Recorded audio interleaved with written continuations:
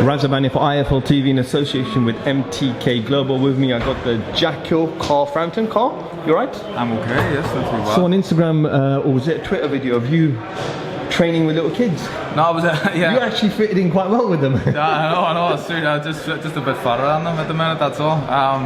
Yeah, down in Nigel Travis's Moss Side gym this morning, doing a bit of training, but I've been kind of taking over, and I'm hoping to start a camp very, very soon once I get word of a fight.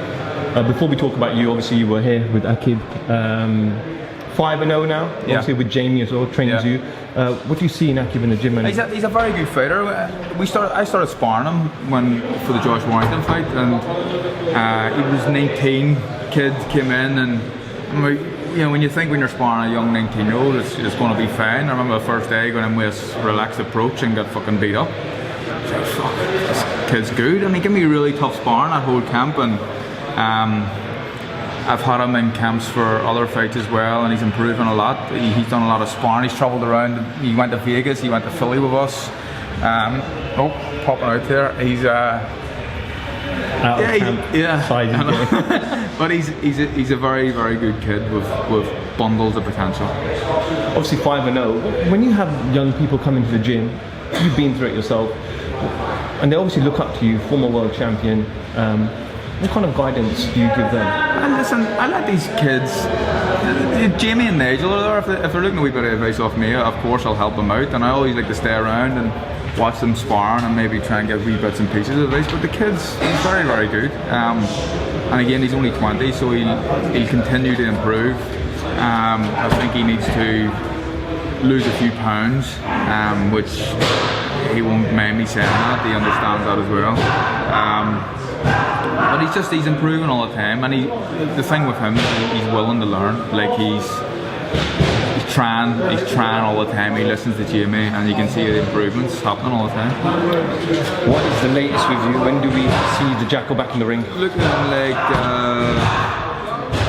Looking like June now. Yeah, got a date, but I can't tell you. Can't tell anyone.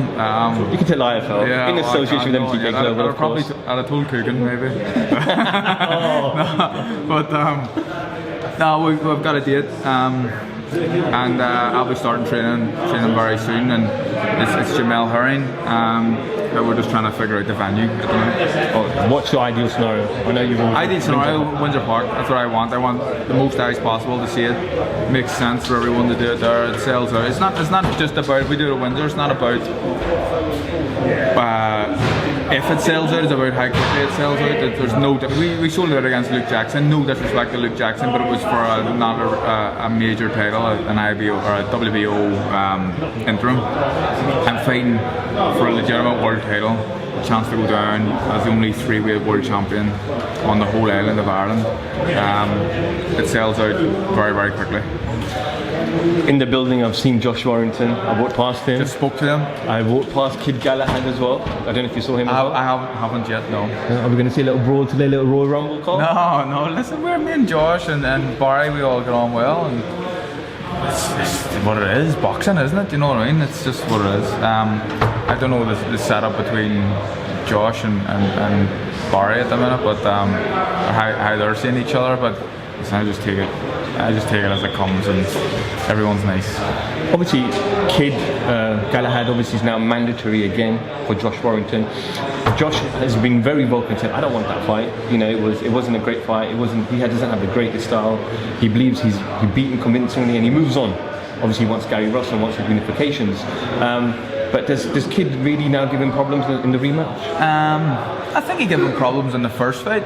I was one of the guys who thought that Josh won the first fight, although it was very, very close. I still just give it to him.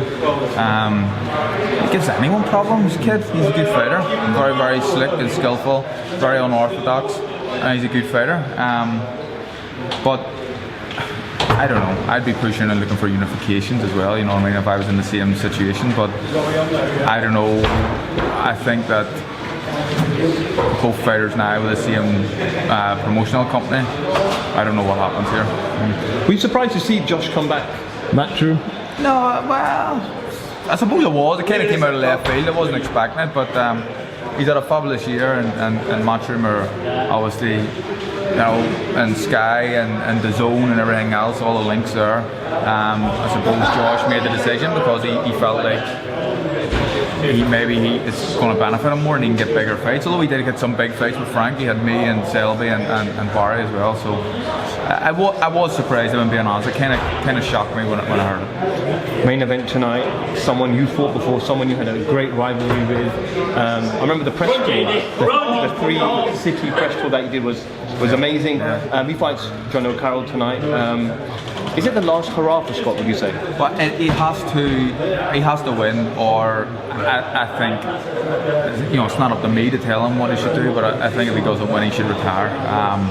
And does he have to win good? I don't think he has to win good. John was a good fighter. He just has to win. I think it's going to be a very exciting fight. It's a fight that I'm looking forward to, but I'm favouring John to win it. And I think John wins the fight. Scott didn't look great on the scales yesterday. Just his look. Yeah, he looked a little bit fleshy and stuff, and where he's always come in, you know, pretty ripped the fights. Just didn't look brilliant on the scales, and you can't read into too much there, but normally he looks in a lot better shape. Jono is the bigger man. He was bigger yesterday, he'll be bigger on the night. I fancy Jono to outwork Scott. Well, let's see what happens tonight. Carl, always a pleasure. Hopefully we'll catch up with you when you can formally announce your opponent. You can go back to the changing room and put on a bigger shirt, I think. Right. Buttons are just opening themselves. Again? No, I'm just joking. All right. Cheers, man. Carl Frampton, IFL TV, thank you very much. Thank you. Cheers.